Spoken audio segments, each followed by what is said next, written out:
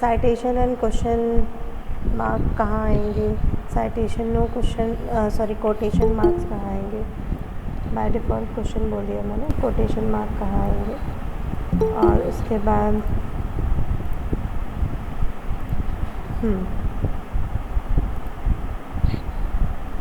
Good evening ma'am. Good evening.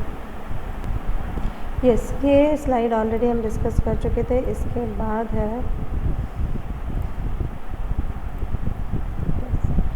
बाद है what are you telling your reader. कल हमने ऑलरेडी ये देखा था।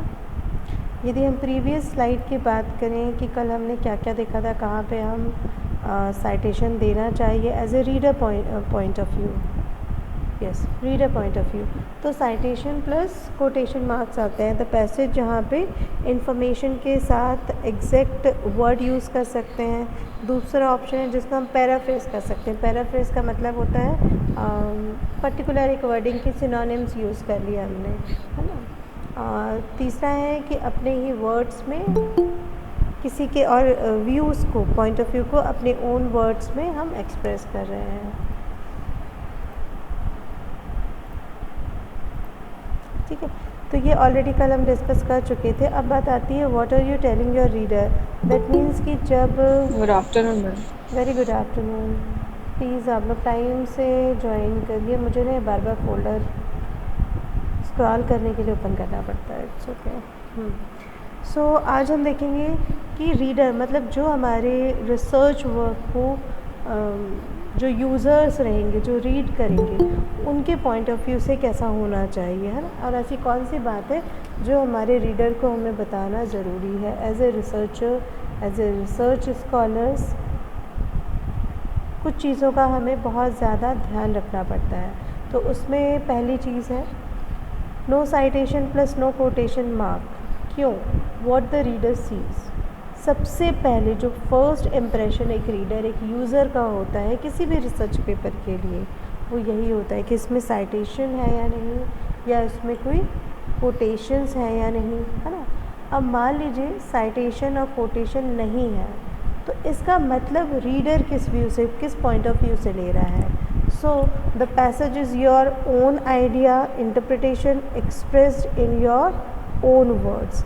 रीडर्स का ये व्यू होता है कि आपने जो भी लिखा है वो आपके अपने ही वर्ड्स हैं। सेल्फ इंटरप्रिटेशन है आपका, मतलब आपकी समझ के अनुसार, है ना, राइटर्स की समझ के अनुसार उसने ये काम लिखा है, विदाउट कहीं से कोई कंटेंट लिए हुए। अब ये बहुत ना डिलेमा वाला सेंटेंस है। एक आम इंसान की तरह यदि हम सोचें तो हमारे लिए कौन सा व्यूज़ ज़्यादा सही होगा, जहाँ पे हमें कोटेशंस मिल रहे हैं, प्रॉपर साइटेशंस मिल रहे हैं, देन फिर कंटेंट जो है वो ओरिजिनल मिल रहा है, तो हम तो उसी को अच्छा मानेंगे। लेकिन कुछ पॉइंट ऑफ व्यू से बहुत सारे ऐसे रीडर्स हैं, यूज़र्स हैं, वो उस रिसर्च पेपर को या रिसर्च आर्टिकल को, रिसर्च स्टडी को अच्छा मानते हैं जिसमें साइटेशन या कोटेशंस नहीं होते हैं, सेल्फ वर्डिंग्स होती है, सेल्फ एक्सप्लेनेशंस होता है। तो ये थोड़ा सा डिफरेंस है जहाँ पे पेपर का टाइप चेंज हो जाता है। यदि आप किसी का रिव्यू पेपर कर रहे हैं, है ना, किसी आपका रिसर्च स्टडी का टॉपिक ही है, ऑब्जेक्टिव ही है कि कुछ पुराने स्कॉलर्स जिन्होंने इस बारे में, इस पर्टिकुलर टॉपिक के बारे में अपने थॉट या रिसर्च किया हुआ है, उनके रिसर्चेस से क्या मैसेज मिल रहा है, कैसे कंक्लूड कर सकते हैं। जब आप इस रिसर्च ऑब्जेक्टिव से रिसर्च पेपर बनाते हैं तो डेफिनेटली उसमें साइटेशन भी होगा, कोटेशंस भी होंगे, प्रॉपर सोर्स भी अवेलेबल होगा, राइट। लेकिन जब हम रिसर्च पेपर की बात करते हैं जहाँ पे डेटा एनालिसिस राइटर हमने खुद ने की हुई है ना, और पूरा वर्क हमने खुद ने किया हुआ है, लेकिन एक सपोर्टिंग हेल्प के लिए जो थ्योरेटिकल एस्पेक्ट है वो हमने किन्हीं रिव्यूअर्स के देखे हैं। तो पूरे रिसर्च पेपर में हार्डली 4, 5 और अप टू मैक्सिमम 10 रिव्यूज़ हमने मेंशन किए। अदरवाइज़ वहाँ पे कोई पूरे पेपर में साइटेशन नहीं है और कोटेशन मार्क नहीं है। पता नहीं क्यों क्वेश्चन हो रहा है, कोटेशंस नहीं है।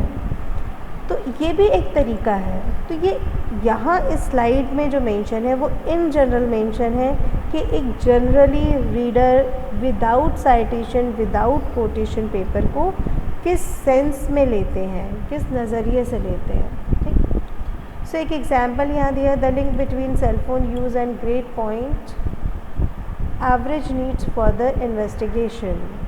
ये उन्होंने एक एग्जांपल बताया है कि सेल फ़ोन का कितना यूसेज हो रहा है और जो उसके ग्रेड्स हैं उस बेसिस पे वो फर्दर इन्वेस्टिगेशन करेंगे।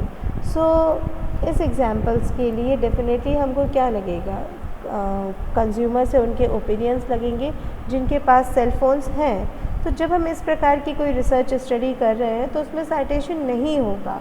क्यों? क्योंकि हमने खुद ने वो डेटा कलेक्ट किया और खुद एक्सप्रेस कर रहे हैं, डेटा एनालिसिस खुद कर रहे हैं। तो किसी पुराने रिव्यूअर के हम थॉट को कैरी फॉरवर्ड नहीं कर रहे हैं। तो इस कंडीशन में इस टाइप के पेपर विदाउट साइटेशन और विदाउट कोटेशंस अवेलेबल रहेंगे।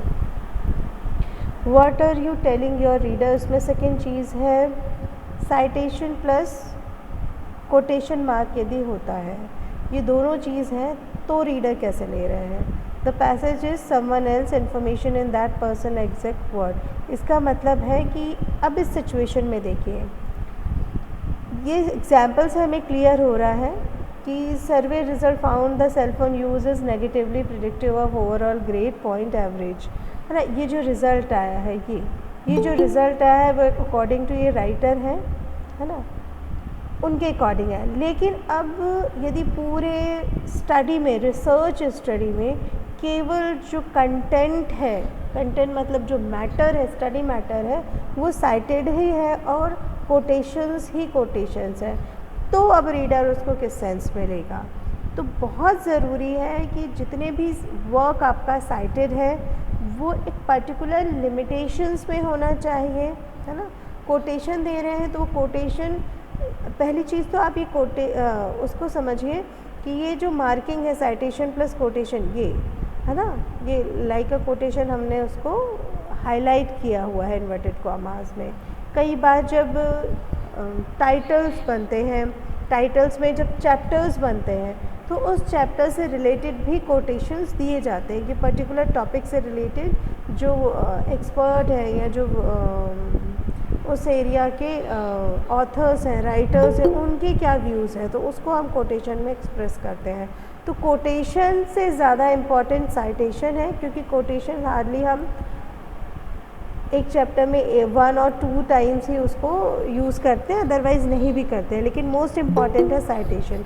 अब पूरा पेपर जस्ट इमेजिन कि आपके पास 4 और 5 पेजेस रीड करने के लिए हैं और उस 4-5 पेजेस में आउट ऑफ 5 पेजेस 4 पेजेस आपका केवल साइटेड ही वर्क है, तो क्या इम्प्रेशन पड़ेगा रीडर के ऊपर कि आपने जितना काम किया है केवल वो दूसरे के वर्क को अपने पेपर में इंक्लूड कर दिया है, राइट,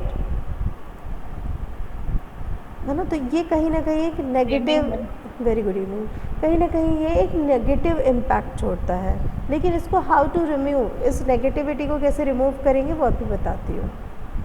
फिर थर्ड सिचुएशन है जहाँ पे साइटेशन है प्लस नो कोटेशन है, तो इसमें इट्स ओके कि कोटेशन नहीं है। The passage is someone else information expressed in your own words. इसका मतलब है कि जो रिजल्ट्स है हमने उसको ऐसे मेंशन किया है ना। तीनों में देखिए डिफरेंस था। Survey result found that, same वही रिजल्ट है, increase cell phone use correspondence to lower grade point average. लिखने का जो तरीका है वो बदल गया है, अब ईयर जो था वो नहीं है। मतलब ये राइटर ने कहा होगा कभी, लेकिन इसको हम अपने ओन लैंग्वेज में, ओन वर्ड्स में, ये तीनों में देखिए लिखने को जो तरीका था वो चेंज हो गया है। ये ओरिजिनल है, ये पूरे ऑथर के खुद के व्यूज़ है रिगार्डिंग सेल फोन। सेकेंड वाले में देखिए ऑथर ने केवल रिप्रेजेंट किया है समवन एल्स, किसी और की इन्फॉर्मेशन को, विथ प्रॉपर ऑल इन्फॉर्मेशन कि किसने कहा है, कब कहा है, क्या कहा है। और ये थर्ड में इसने तो कहा है लेकिन वर्डिंग्स राइटर्स ने चेंज कर दिए। तो सारे तरीके के अपने एडवांटेज हैं, अपने डिसएडवांटेज हैं। हमको ये करना है कि कहीं से कंटेंट कॉपीड नहीं करना है पूरा का पूरा और साइटेशन छोड़ दें कि हाँ साइटेशन नहीं होता है तो बहुत क्वालिटी ऑफ वर्क कहलाता है, ये नहीं करना। दैट इज़ कॉल्ड चीटिंग, कि आपने पूरा कंटेंट कहीं से कॉपी कर लिया है और उसको साइटेशन भी मेंशन नहीं किया है, ये काम नहीं करना है। क्योंकि कई लोग बात को दूसरे उससे भी समझते हैं, दूसरे पॉइंट ऑफ व्यू से भी समझते हैं कि अच्छा विदाउट साइटेशन काम बहुत अच्छा कहलाता है, तो हम साइटेड नहीं करें तो वो ओरिजिनल कहलाएगा। नहीं, जब सॉफ्टवेयर से हम चेक करेंगे प्लैगरिज्म तो ऑटोमेटिकली उसमें वो रीडिंग, वो सोर्सेस आ जाएंगे। आपको एक पेपर दिखाती हूँ कि प्लैगरिज्म चेक कैसे होता है ना।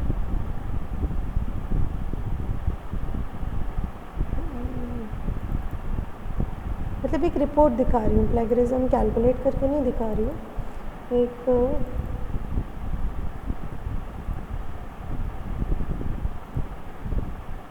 जस्ट फॉर योर नॉलेज कि कैसे पकड़ में आ जाता है।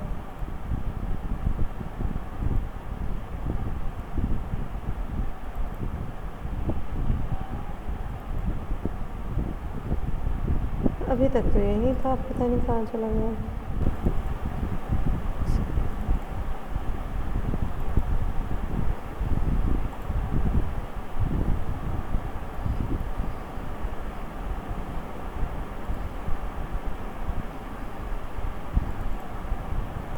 अच्छा, इसमें तो ये रिपोर्ट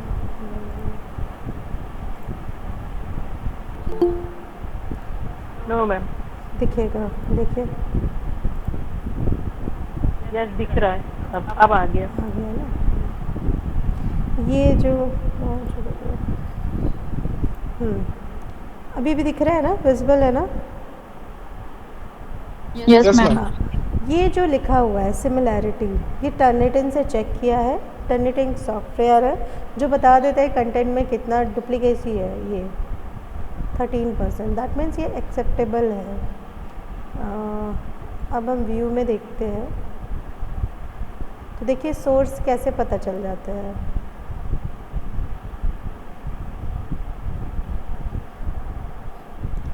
ये 13% आ रहा है। अब आ गए हम इसके सोर्स में कि 13% कहाँ से लिया गया है।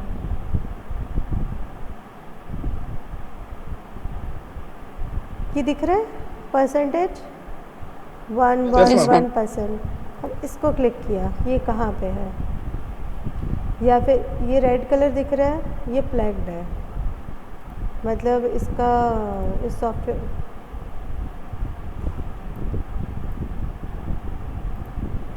सॉफ्टवेयर के अनुसार ये 1% दिखा कर्सर, है ना। ओहो,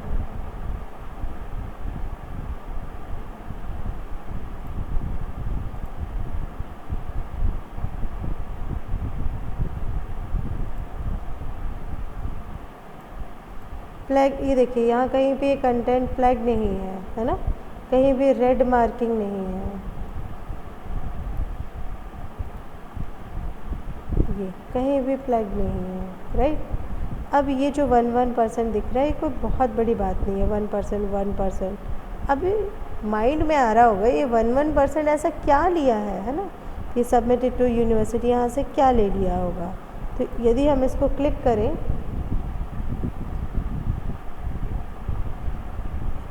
स्क्रीन तो पूरी दिख रही है ना मैडम। 1 कहाँ है, वही नहीं दिख रहा मुझे।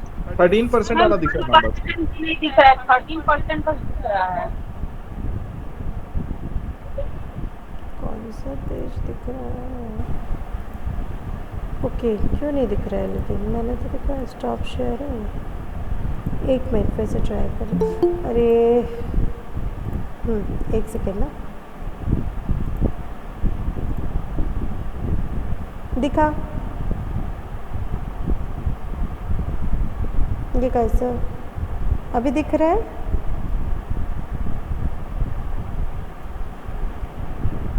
Yes ma'am.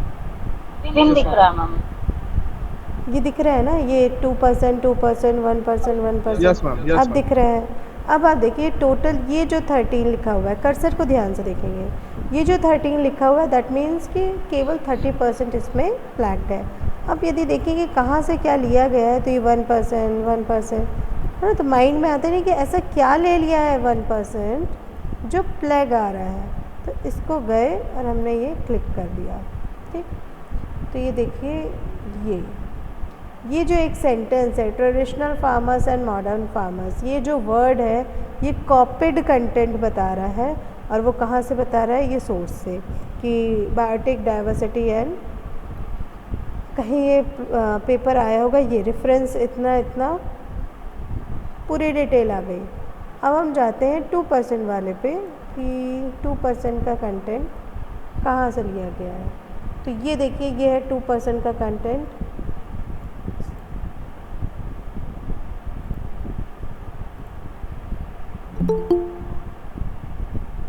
मैडम एक कंफ्यूजन है, कुछ ये जो आप अभी बता रहे हैं ये तो कोर्स वर्क के बाद होगा, उसकी बात बता रहे हो ना? अभी जो असाइनमेंट दिए हैं उसकी तो बात नहीं कर रहे हो ना? अभी असाइनमेंट की कोई भी बात नहीं हो रही है, जो बातें हो रही हैं हाँ। आपको आगे रिसर्च वर्क जब करेंगे, आगे के लिए रिसर्च करेंगे रिसर्च तब की वर्क बात है करेंगे ना? तब के लिए है हाँ, कि प्लैगरिज्म हाँ, वही मैं तब सोच फ्री रही हूँ। होना चाहिए। असाइनमेंट तो मुझे भी हाँ, पता हाँ। है कि अभी मन से लिखना इतना पॉसिबल नहीं है, अभी की हाँ, बात हाँ, नहीं हो रही है। वही सोच रहे हैं। ये प्लैगरिज्म हाँ, हाँ। टॉपिक में एक लाइव, जिसको प्रैक्टिकल बोलते हैं ना, प्रैक्टिकल एग्जाम्पल दिखा हाँ दे रही जी। हूँ कि डॉक्यूमेंट होता कैसे हाँ जी, है, हाँ जब चेक करते हैं तो कैसे दिखता है, ये वो चीज़ है। हाँ हाँ हाँ जी जी जी जी क्योंकि ठीक। You guys are really very lucky कि आपको इतना हम दिखा पा रहे हैं, अदरवाइज़ हमने तो खुद ही नहीं देखा था। जब हमारी थीसिस की ब्लैक चेक हुआ था तभी समझ में आया था कि जी सही है। कितना रहता है। ठीक है, ये देखिए कहाँ कहाँ से क्या लिया हुआ है, ये आ गया राइट। अब ये दूसरे को हम क्लिक कर रहे हैं तो दूसरा सोर्स आ जा रहा है ना। तो ऐसे जो कंटेंट हैं आपके वो डुप्लीकेट कंटेंट में आते हैं। तो 13%, ये टोटल आई थिंक 300 कुछ पेजेस हैं, 310 पेजेस में यदि 13% है तो ये बहुत कम है।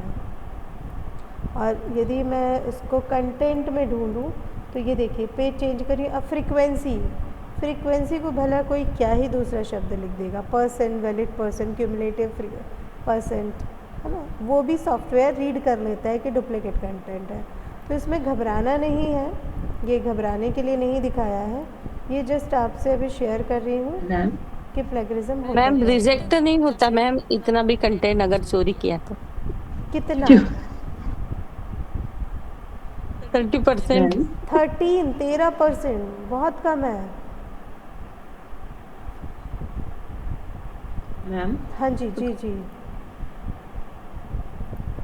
मैम मैं ये पूछ रही थी कि सपोज हमने अपना जो भी रिसर्च प्रोसेस आगे बढ़ाया, तो हम खुद से भी ऐसे कुछ टूल से प्लैग टेस्ट कर करके आगे बढ़ सकते हैं क्या, कि कितना परसेंट बिल्कुल हो रहा बिल्कुल है कर सकते या ऐसा हैं, कुछ? बिल्कुल कर सकते हैं।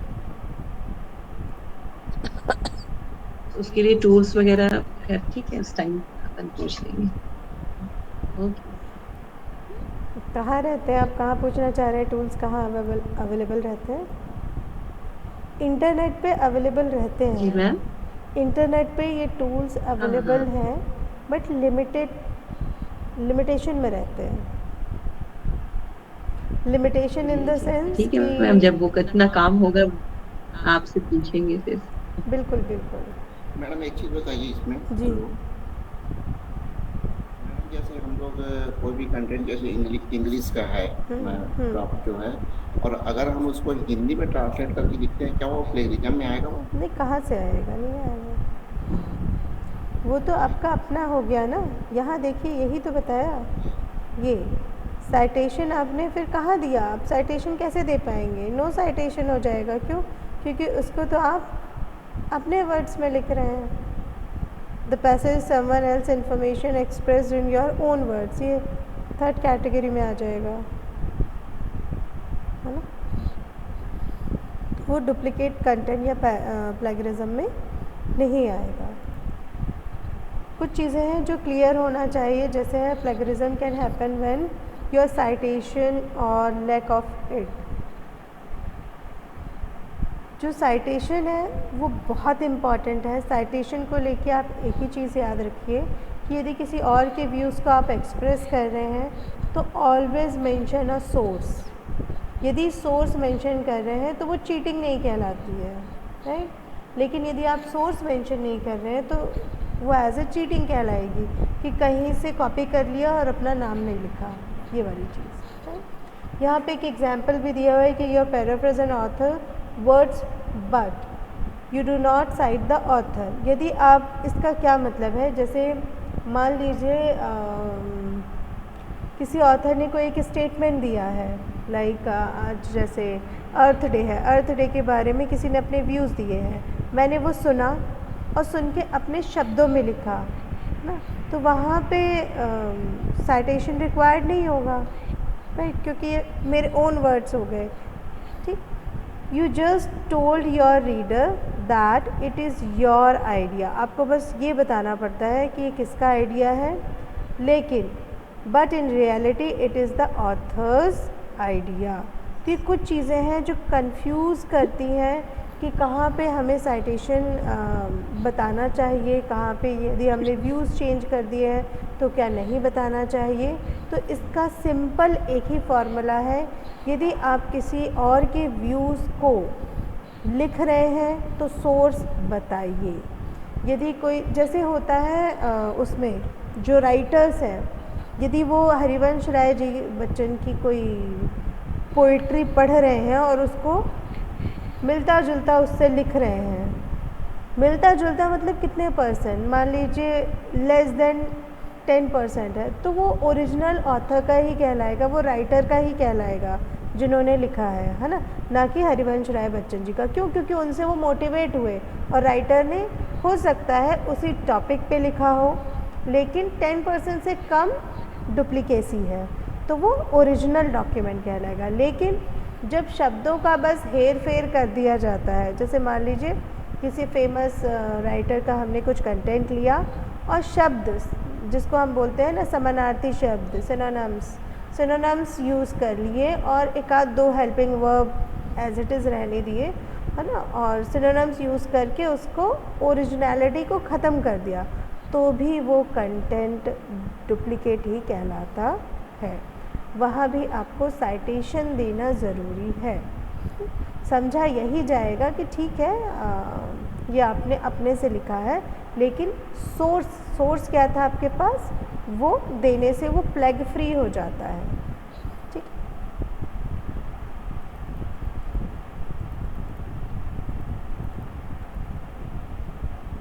जैसे इसमें दिया हुआ है कि surveys result from 1500 college students about their cell phone use found that increased use was negatively predictive of overall grade point average. ये राइटर के पॉइंट ऑफ व्यू से लिखा गया है ना, एक्सपर्ट ने लिखा गया है, लेकिन जब एक स्टूडेंट का जो सेंटेंस है वो उसी चीज़ को कैसे लग रहा है कि ये इनके नाम से, जो भी नाम हो, कि जो ऑथर्स है उन्होंने रिसर्च किया and he found cell phone का जो यूज़ है वो बढ़ता ही जा रहा है ना, भले उससे जो ग्रेड पॉइंट्स हैं वो नेगेटिवली कम हो रहे हैं, राइट।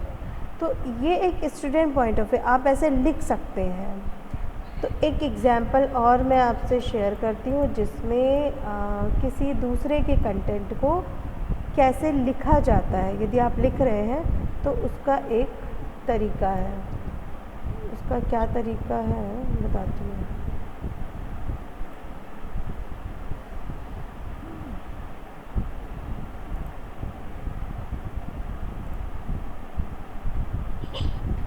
विजिबल है स्क्रीन? Yes ma'am. ओके, यहाँ ये देखिए, ये देख रहे हैं पैराग्राफ जो अभी मैं कह रही थी, इसमें ये वर्ड्स को चेंज कर करके ये पूरा डुप्लीकेट कंटेंट है। ये जो कंटेंट है वो पूरा डुप्लीकेट कंटेंट है जो रेड कलर में आ रहा है, राइट। ये नहीं बता रही थी, मैं बता रही हूँ दूसरी चीज़। जब हम किसी दूसरे के कंटेंट को लिखते हैं तो कैसे लिखना चाहिए। मान लीजिए एक ऑथर है, उन्होंने ये एग्रीकल्चर के बारे में कुछ कहा है। ये पैराग्राफ दिख रहा है सभी को? स्क्रीन दिख रही है, विजिबल है? Yes, ma'am. Okay. Yes ma'am. So ये Yes, ma'am. जो राइटर है उनका नाम लिखा है कि ही contributed their vision in a research paper entitled, कहाँ पे? तो इस रिसर्च पेपर में कब? अप्रैल 2007 में, है ना। Through a part in the agriculture GDP the average yield, ये बताया कि उन्होंने अनाज के बारे में क्या कहा है। फिर पॉपुलेशन रूरल एरिया थी इनकी। रिसर्च पेपर जो है फोकस्ड है किसके ऊपर? एग्रीकल्चर के ऊपर, और वो जो एग्रीकल्चर है वो इकोनॉमिक डेवलपमेंट से बेस्ड है, उससे रिलेटेड है। और उन्होंने क्या कहा? This said about the agriculture support, यानी एग्रीकल्चर का कितना सपोर्ट है इकोनॉमी में, इकोनॉमी की ग्रोथ में, ग्रोथ ऑफ द कंट्री में, इकोनॉमिक ग्रोथ में क्या कंट्रीब्यूशन है। और उन्होंने अपने रिसर्च में, इस राइटर ने अपने रिसर्च में जो फिगर यूज़ किया है, फिगर मतलब जो डायग्राम यूज़ किया है, जो वो इंक्रीज़ बता रहा है कि इकोनॉमिक कितनी इंक्रीज़ हुई है, तो उसको मैम वो वाला नहीं दिख रहा है मैम, सॉरी जो आप बता रहे हो नहीं दिख रहा, नहीं वो दिख स्क्रीन में नहीं दिख रहा। पुरानी जो स्क्रीन देख रहे हैं। वो प्लेगरिज्म वाला दिख रहा है मैडम। बहुत देर बाद बताया आप लोगों को। अभी दिख रहा है? No ma'am. दिखेगा, वेट करिए। हाँ, अब देखो। दिख दिखा? रहा है, दिख बाप रे, अब पूरे दिख रहा है। पैराग्राफ पढ़ लिया उसके बाद बता रहे हो आप। ठीक है, ये राइटर का नेम, उन्होंने क्या कहा, कौन से रिसर्च पेपर में कहा, है ना, कब कहा, जो भी चीज़ें कही उसको हमने अपने शब्दों में कहा है ना। चीज़ें वही की हैं, ये काम किसका है? ये राइटर का है। रिसर्च किसने किया था? ये राइटर ने किया था। लेकिन हम जो लिख रहे हैं उसको लिखने का तरीका ये है कि दे सेड अबाउट, उन्होंने कहा, दे सेड, है ना, हमने कह रहे कि हमने कहा, उन्होंने कहा। ठीक, फिर जो बिलो मेंशन डायग्राम है उस पर उन्होंने ये कंपैरिजन कर दिया है। तो ये भी हम नहीं बता रहे हैं, वो जो ऑथर है उन्होंने ही बताया है। 1960 से 2000 तक ये उनके एनालिसिस थी। तो इसमें देखिए चीज़ों को लिखने का जो तरीका है वही अलग है। तो ये कहीं भी प्लैग नहीं आया है, प्लैगरिज्म से फ्री है, राइट। कि अदर रीजन जो हर चीज़ कही जो उन्होंने कहा वो उठा के इस पूरे पैराग्राफ में लिख दी गई। लेकिन अब देखिए जब हम ऐसा नहीं करते हैं, है ना, जब हम ऐसा नहीं करते हैं तो जो कंटेंट है वो ऐसे प्लैग्ड आता है, ये because of their higher profit margin. अब बताइए कितना छोटा सा सेंटेंस है लेकिन वो भी प्लैग में काउंट हुआ है ना। तो इन सब चीज़ों का ध्यान रखना है, ठीक है।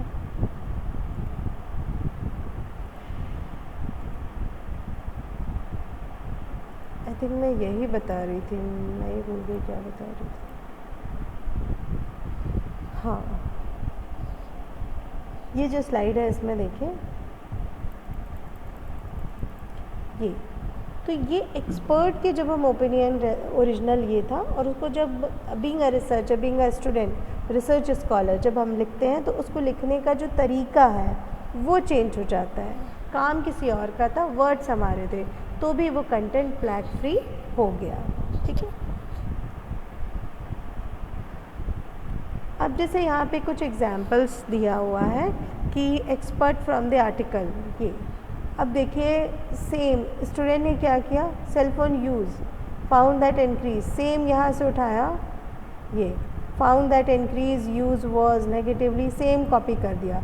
तो ये रेड कलर क्या हो जाएगा, प्लैग में आ जाएगा। तो इसको प्लेगरिज्म कहेंगे, लेकिन शब्दों को हम बदल देते हैं, शब्दों की मीनिंग वही रहती है तो वो प्लैग फ्री हो जाता है ना। Red text should be inside quotation mark because they are the authors exact word. So exact word हमको यूज़ नहीं करना है। अब ये दूसरा एग्जाम्पल है जहाँ पे ये ऑथर ने कहा था, सेकेंड एग्जाम्पल में स्टूडेंट ने टर्मिनोलॉजीज चेंज कर दी, राइट। जैसे नेगेटिवली प्रिडिक्टिव,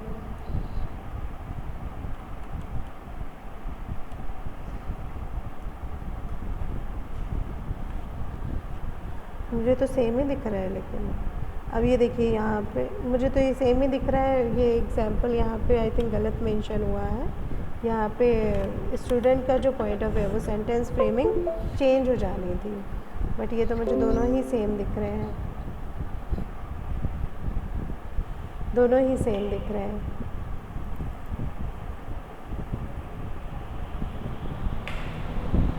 है ना, चेंज दिख रहा है क्या? कोई बता सकता है कि ये प्लेगरिज्म में क्यों नहीं आएगा? सुन रहे होंगे तो बता पाएंगे। आंसर्स की वेट कर रही हूँ। पढ़ रहा हूँ मैम। यहाँ पे भाषा का कोई रोल नहीं है, आप सेंटेंस को देख के बता सकते हैं कि यहाँ पे ये प्लैग नहीं है, ऐसा क्यों कह रहा है। जो लोग नहीं सुन रहे होंगे अटेंटिवली वो घूम जाएंगे कि हाँ मैम ने तो बोल दिया, ये तो यहाँ नहीं होना था।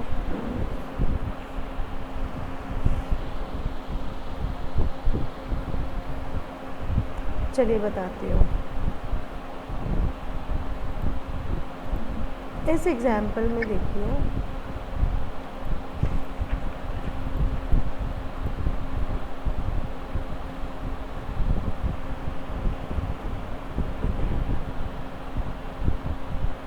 ये राइटर का रिज़ल्ट है और जो स्टूडेंट है उसने क्या लिखा है कि ये writer research on sale phone use found, उसके बाद ये जो कंटेंट है वो पूरा सेम है, राइट। दूसरे में आते हैं जिसमें अभी मैंने आपसे क्वेश्चन पूछा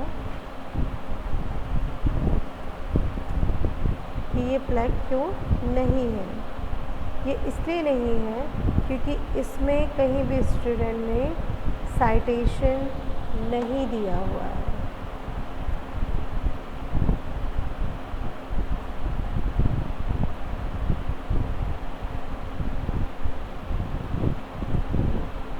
साइटेशन मेंशन नहीं किया हुआ है, लेकिन इन जनरल जो हम प्रैक्टिकल अप्रोच है उसमें हमेशा यही सजेस्ट करेंगे कि जब आप किसी ऑथर के रिज़ल्ट को यूज़ कर रहे हैं तो ऑलवेज़ उसमें साइटेशन मेंशन करिए।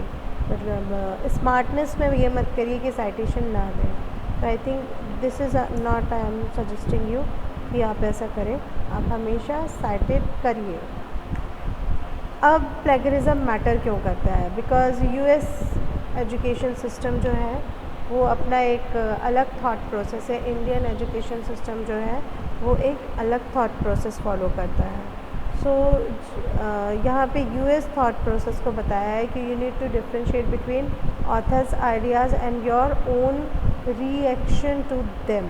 दैट मीन्स कि आप किसी और के आइडियाज़ से कितना इन्फ्लुएंस हो रहे हो, उसको लिखने का तरीका और ऑथर को लिखने का तरीका हमेशा अलग होना चाहिए, ठीक है। सो ये कुछ यूएस के पॉइंट ऑफ व्यू से है कि यूएस में जो लॉ है regarding stress intellectual property rights, वो भी यही कहता है कि जो ओनरशिप है that is very important.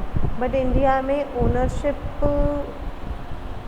Intellectual property rights के लिए लॉ तो बने हुए हैं, लेकिन यहाँ पे एजुकेशन सिस्टम जो है उनकी लिखने का तरीका वो पूरा सिस्टम ही अलग है ना। लेकिन कुछ चीज़ों में अभी स्पेशली इन रिसर्च में थोड़ा सा ये डिफरेंस यूएस को अडॉप्ट किया है कि डुप्लीकेसीज को हमें रिमूव करना है। क्यों? क्योंकि रिसर्च कर रहे हैं। रिसर्च का मतलब ही है कि ऑलरेडी वो चीज़ एग्जिस्ट कर रही है, but still you are finding out with new ways, with new paradigms, with new ideas, है ना। तो उसमें ओरिजिनलिटी राइटर की होनी चाहिए, रिसर्चर की होनी चाहिए, ना कि जो प्रीवियस रिसर्चर हैं उनकी होनी चाहिए। इस वजह से इंडिया में ये कल्चर को अडॉप्ट किया जाने लगा है। अब आप अपने कंटेंट को, अपनी राइटिंग को कैसे प्रोटेक्ट कर सकते हैं? तो always know that plagiarism is, आपको पता होना चाहिए कि प्लेगरिज्म क्या है। देन आप फिर लर्न करिए how to cite, paraphrase and quote. ठीक, ये आपको आना चाहिए कि अपने काम को आप अपने नाम से, खुद के नाम से कैसे कोट कर सकते हैं या पैराफ्रेज कर सकते हैं, और ऑथर की कहाँ कहाँ ज़रूरी है साइटेशन लिखना, मेंशन करना। फिर आस्क योर प्रोफेसर। कुछ रिसोर्स हैं, कुछ बुक्स यहाँ पे बताई गई हैं जिससे आप पढ़ सकते हैं, जो ई लाइब्रेरी में अवेलेबल रहती है। उस बुक से पढ़ के आप सीख सकते हैं कि साइटेशन कैसा होना चाहिए।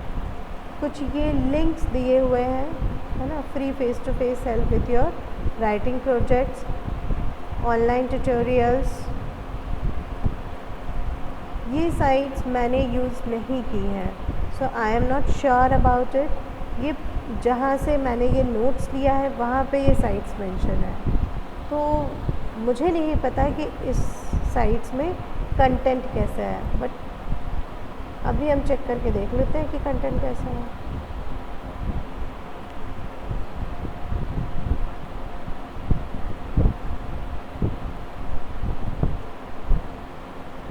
पहली बात तो ये सिक्योर्ड नहीं है।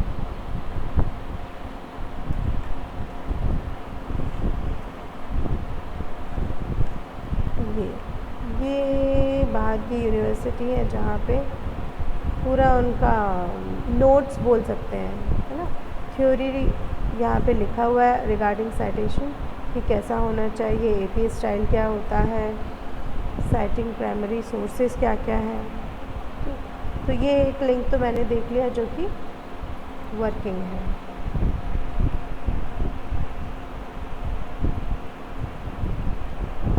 फिर कुछ साइटेशन के सॉफ्टवेयर आते हैं, कल जैसे मैंने आपको मैंडली दिखाया था।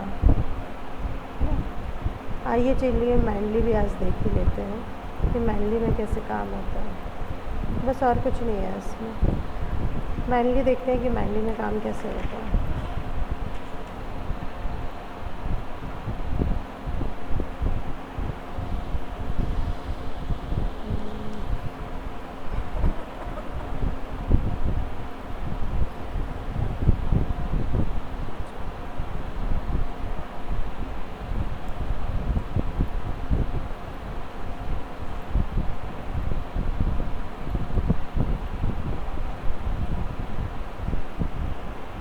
मैनली आप ऑनलाइन भी यूज़ कर सकते हैं, वर्ड पे भी ओपन होता है।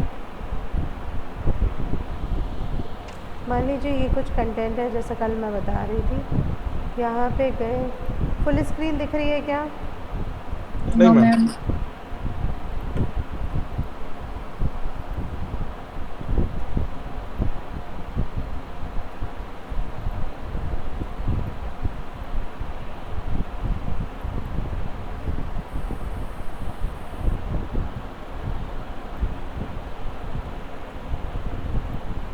अब स्क्रीन दिख रही है क्या? Yes ma'am. हाँ यस मैम। हाँ जी सर, यस मैम। क्लास ले रही हूँ। हाँ ठीक है। अब इसमें देखिए वर्ड डॉक्यूमेंट दिख रहा है। Word Yes, ma'am. Document Yes, ma'am. में यदि हम ये रेफरेंसिंग दे गए, ये एक सॉफ्टवेयर होता है। अभी ये सॉफ्टवेयर सिखा नहीं रही हूँ, है ना, जस्ट बता रही हूँ कि ऑनलाइन कैसे कर सकते हैं। इस पर हमने क्लिक किया,